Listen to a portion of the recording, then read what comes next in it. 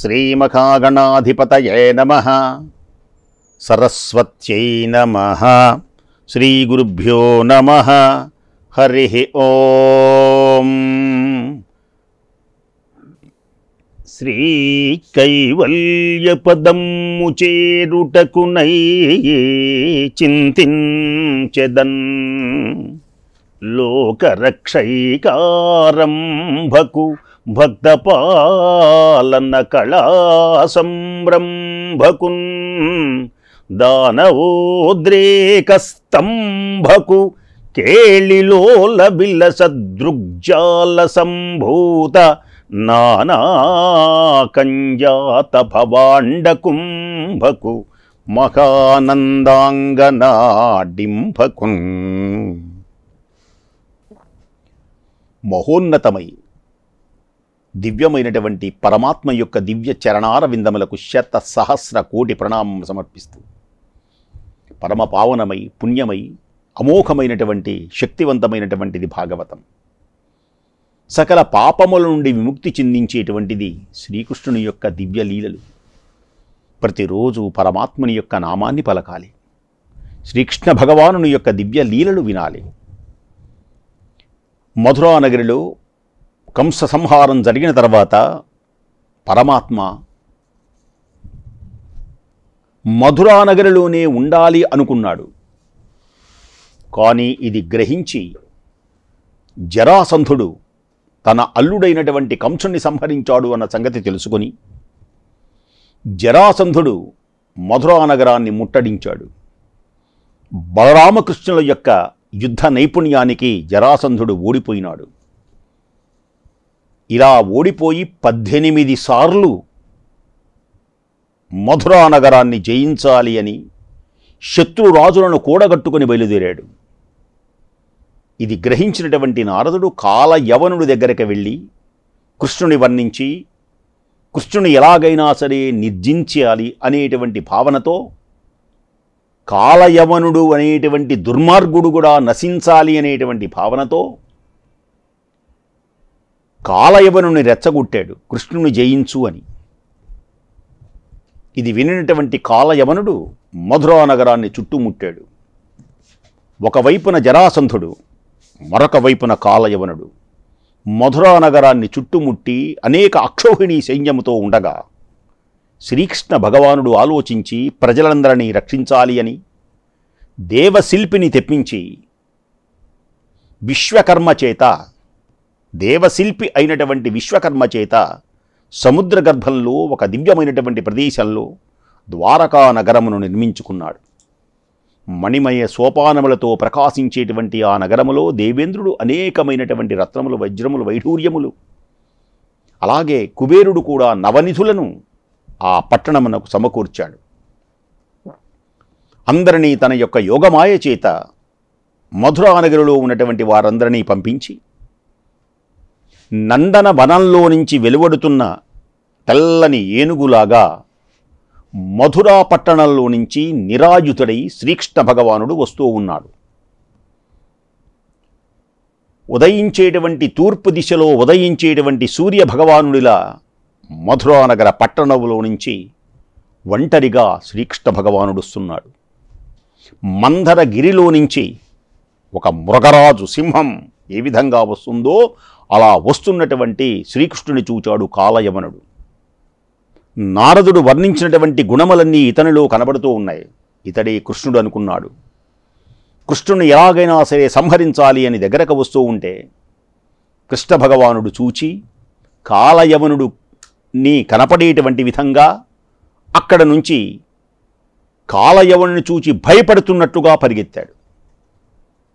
పరిగెత్తుతూ ఉంటే ఆగు కృష్ణ, ఆగు, నువ్వు ఎక్కడికి వెళ్ళినా నిన్ను వదలను అని కాలయవనుడు కృష్ణుని వెంట పరిగెత్తాడు.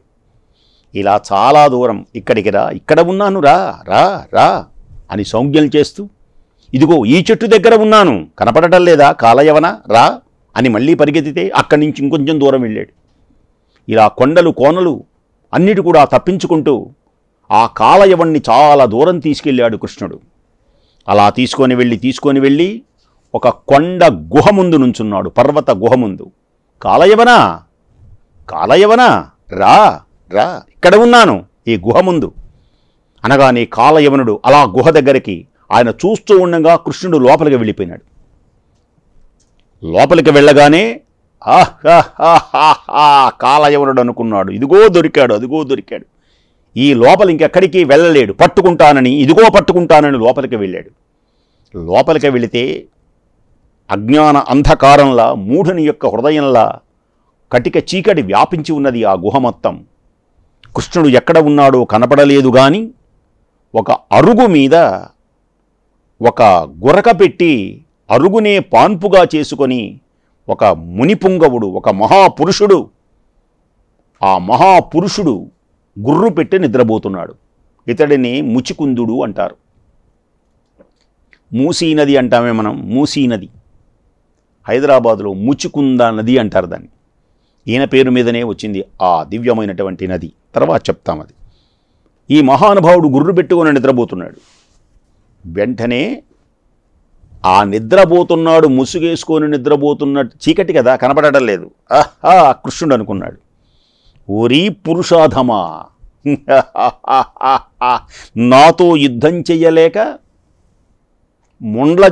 ఆ ముళ్ళ చెట్లు, పెనురాళ్ళు, ఏనుగులు, ఖడ్గాలు, సింహాలు, శార్దూలాలు వీటన్నిటికీ భయపడిపోయి ఒంటరిగా తిరిగితే అవన్నీ చంపుతాయేమో, నాకంట పడితే నేను చంపుతానని భయపడి నలవటానికి కూడా వీలు లేనటువంటి దారిలో పరిగెత్తించి కొండ గుహలో దూరి నిద్రపోతున్నావా?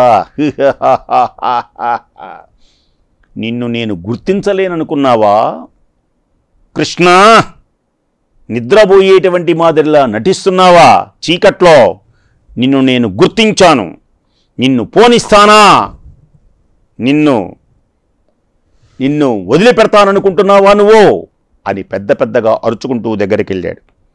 నీవు ఎక్కడా ఎవ్వరికీ చిక్కని వాడవని నారదుడు చెప్పాడు. నేను అదే అనుకున్నాను, చిక్కకుండా పరిగెత్తుతున్నావు, ఇప్పుడు చిక్కావు. ఇక్కడ నాకు నువ్వు చిక్కావురా, ఇంకెక్కడికి వెళతావు? నిద్ర నటిస్తున్నటువంటి నిన్ను నిజంగా ఈ కొండలోని దీర్ఘ నిద్రలోకి పంపిస్తాను చూడు అని గబగబ కాలయవనుడు వికటాట్టహాసంతో నవ్వుతున్నాడు. పెద్ద పెద్దగా నవ్వుకుంటూ కర్కశమైనటువంటి వజ్రాయుధం లాంటి భయంకరమైనటువంటి ఆయన కాలు చాలా బలంగలది. ఆ కాలుతో తంతే చాలు, ఎవడైనా సరే నుగ్గు అయిపోవాల్సిందే. ఆ కాలుతో ఎగసి నిద్రపోతున్నటువంటి ఆ పురుషుని ఒక్క తన్ను తన్నాడు. ఆ కాలి దెబ్బకు పర్వతం గుహ ఒక్కసారి మారుమురోగింది. ఆ తన్నింది కృష్ణుణ్ణి కాదు, దాని మీద ఒక మహాపురుషుడు పడుకోనున్నాడని చెప్పానుగా, తన్నటంతో ఒక్కసారి ఆ మహాపురుషుడు నిద్ర నుంచి లేచాడు, వడలన్నీ విదిలించాడు, తన యొక్క ఆ పద్మముల లాంటి కళ్ళు తెరిచాడు. కోపంతో ఎప్పుడైతే తెరిచాడో ఆ కోపాగ్ని జ్వాలలలో ఆ పురుషుడు ఒక్కసారి మొత్తం దగ్ధమైపోయినాడు, బూడిదైపోయినాడు క్షణంలో. చేతిలో కత్తి ఉన్నది, అన్నీ ఉన్నాయి ఆ కాలయవనునికి. కుత్తుకలను కోసేటువంటి కత్తి చేతిలో ఉంది, కానీ ఏం ప్రయోజనం? ఆ మహాపురుషుణ్ణి తన్నాడు. ఆ మహాపురుషుడు ఒక్కసారి అలా కళ్ళు తెరిచాడు. ఆవేశంతో, ఆగ్రహం వల్ల ఆ కళ్ళలో నుంచి వచ్చేటువంటి అగ్నిజ్వాలలతో కాలయవనుడు ఆ అగ్నిజ్వాలలో బూడిదైపోయినాడు. అందుకు పరిగెత్తాడు కృష్ణుడు. మొదట ఏమనుకున్నాం? పరిగెత్తాడనుకున్నాం. అలా క్షణంలో యవనుడు ఎప్పుడైతే కాలయవనుడు భస్మమైపోయినాడు. విన్నావా పరీక్షిన్ మహారాజా?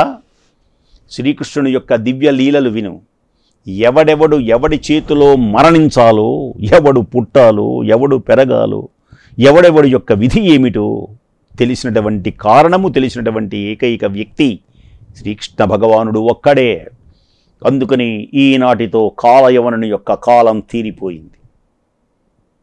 బుద్ధిమంతులలో శ్రేష్ఠుడైనటువంటి ఓ సుఖయోగీంద్ర, మరి మహాపురుషుడని చెప్పావు కదా, ఆ పురుషుడెవరు?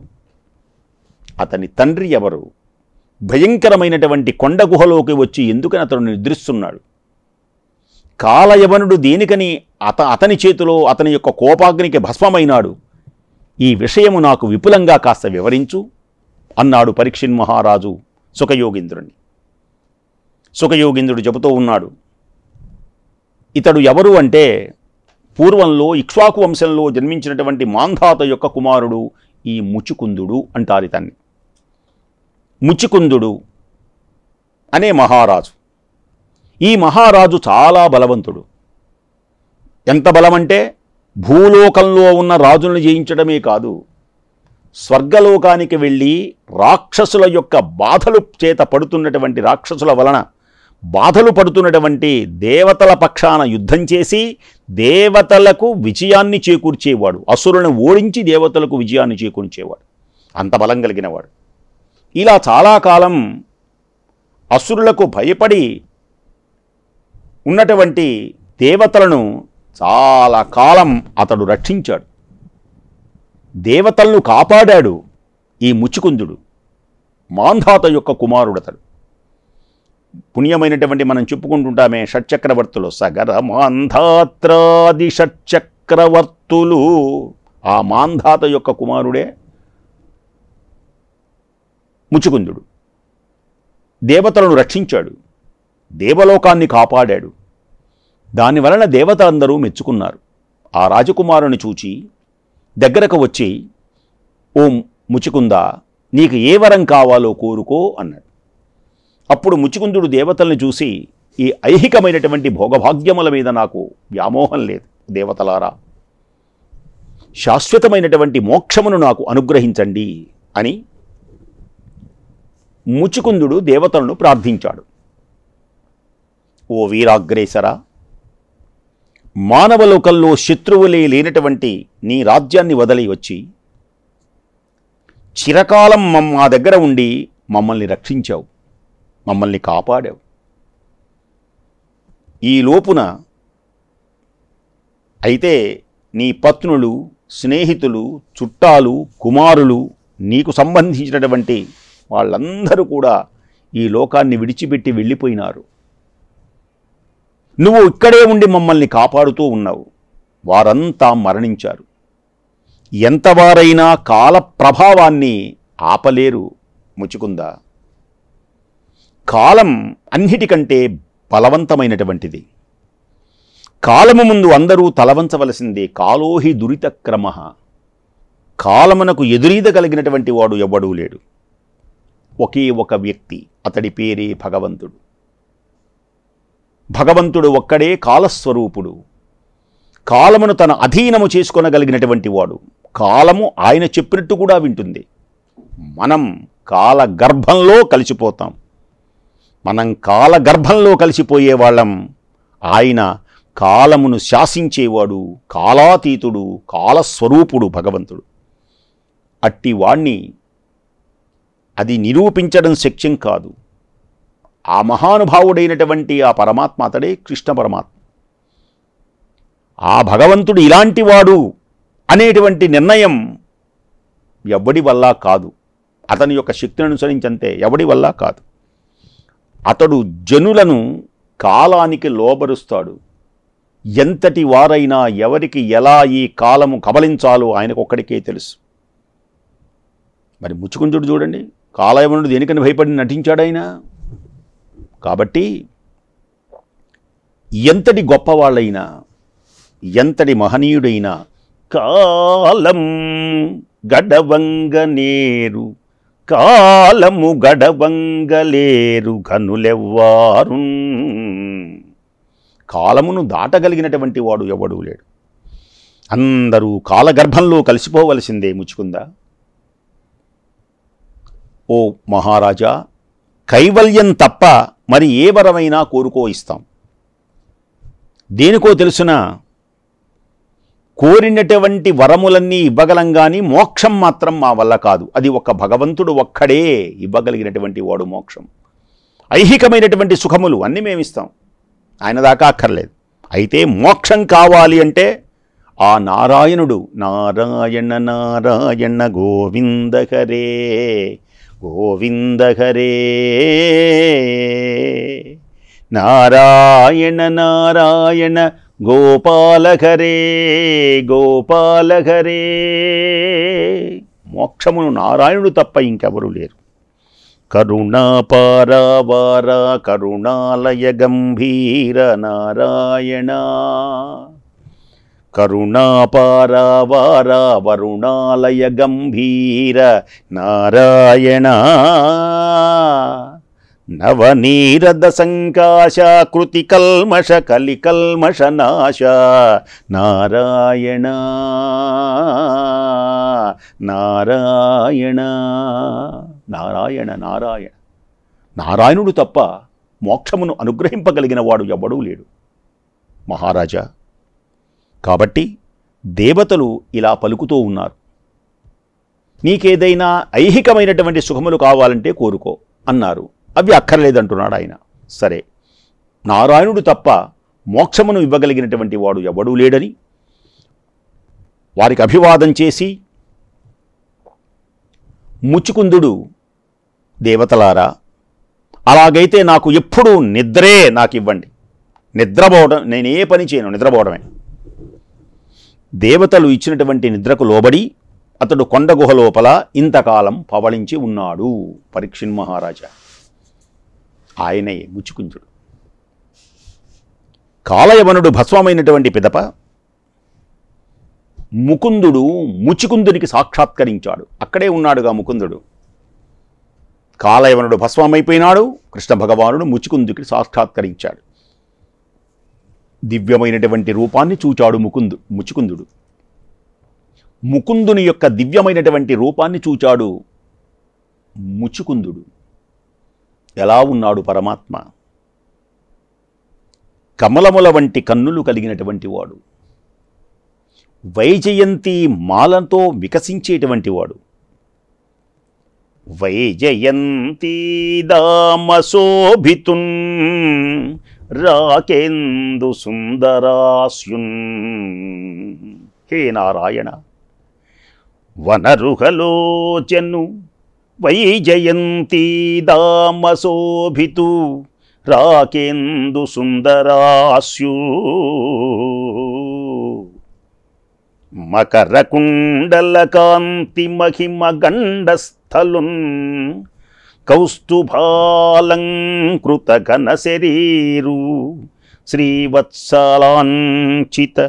వక్షు మృగమధ్యున్ చతుర్బాహున్ మందహాసు కాంచన సన్నిభ కౌసేయవాసు గాంభీర్య సౌందర్య శోభితున్ ప్రసన్నున్. అమ్మహాత్మున్ చూచి ఆశ్చర్యము పొంది తన్మనోజ్ఞదీప్తి తనకు చూడ అలవిగాక చకితుడై ఎట్టకేలకు పలికే ప్రీతిన్ అవని పాలకుండు. కమలబల వంటి కన్నులు కలిగినటువంటి వాణ్ణి చూచాడు ముచుకుందుడు. వైజయంతి మాలతో ప్రకాశించేటువంటి మహానుభావుణ్ణి చూచాడు ముచుకుందుడు. పున్నమి చంద్రుని వలె అందమైనటువంటి ముఖము కలిగినటువంటి మహానుభావుణ్ణి చూచాడు ముచుకుందుడు. మకర కుండల శోభితమైనటువంటి కాంతితో నిండినటువంటి కపోలములు కలిగినటువంటి వాణ్ణి చూచాడు. కౌస్తుభమణితో అలంకరింపబడినటువంటి వాణ్ణి చూచాడు. ఉన్నతమైనటువంటి శరీరము కలిగిన వాణ్ణి చూచాడు. శ్రీవత్సమనేటువంటి పుట్టుమచ్చతో ఉరమున ప్రకాశించేటువంటి తేజోమయ మూర్తిని చూచాడు. సింహము నడుము వంటి నడుము కలిగిన వాణ్ణి చూచాడు. 4 చేతులు కలిగిన వాణ్ణి చూచాడు. చిరునవ్వు చిందించేటువంటి వాణ్ణి చూచాడు. పట్టు వస్త్రములు ధరించేటువంటి వాణ్ణి చూచాడు. గాంభీర్య సౌందర్యాదులతో భాసిల్లేటువంటి ముఖము కలిగిన వాణ్ణి చూచాడు. అనుగ్రహము కలిగినటువంటి వాణ్ణి చూచాడు. మహానుభావుణ్ణి చూచాడు. ముచుకుందుడు ఆశ్చర్యపడ్డాడు. దివ్య తేజోమయమైనటువంటి రూపాన్ని చూచి నారాయణుని మనోహరమైనటువంటి కాంతిని చూడడానికి అశక్తమైంది. శంఖచక్ర గదాధారుడై శ్రీవత్సాంకిత విశాలవక్షుడైనటువంటి వనమాలాధరుడైనటువంటి మహానుభావుణ్ణి చూచాడు. నారాయణ నారాయణ నారాయణ నారాయణ జయ గోవింద హరే గోవింద హరే. నారాయణ నారాయణ జయ గోపాల హరే గోపాల హరే. కరుణావార వరుణాలయ గంభీర నారాయణ. నవనీరద సంకాశ కృత కలికల్మషనాశ నారాయణ. నారాయణ నారాయణ జయ గోవింద హరే గోవింద హరే. నారాయణ నారాయణ జయ గోపాల హరే గోపాల హరే. వనరుహలోచను వైజయంతీ దామశోభితు రాకేందు సుందరాస్యున్. మహాత్ముని చూచాడు. వనమాలాధరుడైనటువంటి స్వామిని చూచి, గంభీర సౌందర్యములతో భాసింలీల వంటి వాణ్ణి చూచి, అందరియందు అనుగ్రహమును ప్రసరించేటువంటి ఆ దివ్యమంగళ రూపాన్ని, శంఖచక్ర గదాధారుడైన శ్రీవత్సంకిత విశాలవక్షుడైనటువంటి మహానుభావుని చూచి ఆశ్చర్యపడ్డాడు. నారాయణుని యొక్క మనోహరమైనటువంటి కాంతిని చూడలేకపోయినాడు. జిగ్జిగేలమంటూ కాంతి ఉంటే సంభ్రమాశ్చర్యాలతో పడ్డాడు. రెండు చేతులు అలా జోడించాడు. ప్రభో కృష్ణ, ప్రభో నారాయణ. ఎవడీతడు? ఎవడీ మహానుభావుడు? శశియో, ఎవరివి నీవు స్వామి? అయ్యా, మీరెవరు? ఈ దివ్యమైనటువంటి రూపమేమిటి? శశివో, ఇంద్రుడవో, విభావసుడవో, చండ ప్రభారాశివో, శశి చూడామణివో, పితామహుడవో, చక్రాంకహస్తుండవో, దిశలున్ భూమియు మిన్ను నిండే ఇదే నీ తేజంబు చూడంగ దుర్వశమై ఎవడవు ఏల వచ్చితివి చటకున్ వర్తించెదేకాకివై.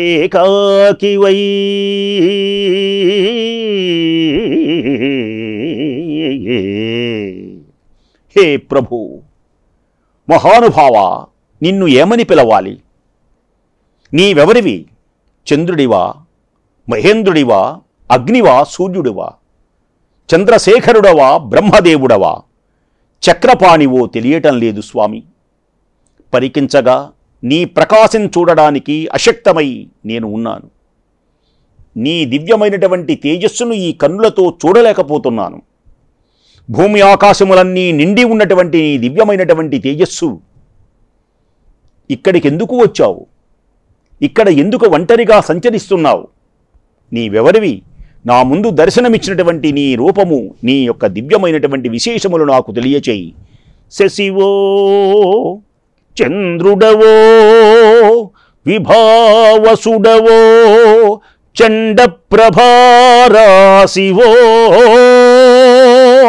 శశి చూడామణివో, పితామహుడవో, చక్రాంకహస్తుండవో, దిశలున్ భూమియు మిన్ను నిండెను ఇదే నీ తేజంబు చూడంగ దుర్వశమై ఎవ్వడవు ఏల వచ్చితివి చటన్ వర్తించెదేకాకివై.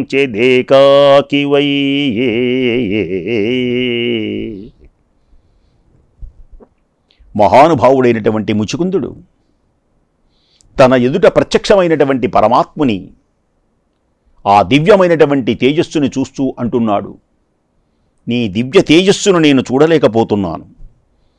మనోహరమైనటువంటి ఆనందంతో, శ్రీవత్సమనేటువంటి పుట్టుమచ్చతో, సింహం వంటి నడుముతో, 4 చేతులతో ప్రకాశించి దివ్య కాంతులతో వెదజల్లుతున్నటువంటి మహానుభావుని యొక్క దివ్య రూపాన్ని కన్నులార సందర్శించి పులకితుడైనాడు. ఆనంద పారవస్యం చెందుతూ ఉన్నాడు. ఏమి చెయ్యాలో అర్థం కావటం లేదు. స్వామి, నీవెవరివి? ఈ అరణ్యం మిట్టపల్లాలతో, ముళ్లతో నిండి ఉన్నది స్వామి. భయంకరమైనటువంటి జంతుజాలం వలన దుర్గమంగా ఉంది. నీ పాదతలము పద్మపత్రాల్లా మాదిరిగా ఉన్నాయి. ఇంతటి మృదువైనటువంటి ఈ పాదములతో ఎలా కందకుండా వచ్చావు? ఈ ప్రదేశం ముళ్లతో ఉంటుందే, ఈ ప్రదేశం రాళ్ల రప్పలతో ఉన్నదే, ఇక్కడ దాకా ఎలా కాళ్ళు కందకుండా వచ్చావు? నీ పాదములు చూస్తే తామర రేకుల కంటే మెత్తగా ఉన్నాయి. స్వామి అడుగుతూ ఉన్నాడు, మహాత్మా మహాత్మా. ముచుకుందుడు పదే పదే ఆ పరమాత్మను వర్ణించే అద్భుతమైనటువంటి సన్నివేశం భాగవతంలో. ముచుకుందుని ఎలా అనుగ్రహిస్తున్నాడో రేపు చక్కగా మనం విందాం. ముచుకుందోపాఖ్యానం అంటారు దీన్ని. స్వస్తి.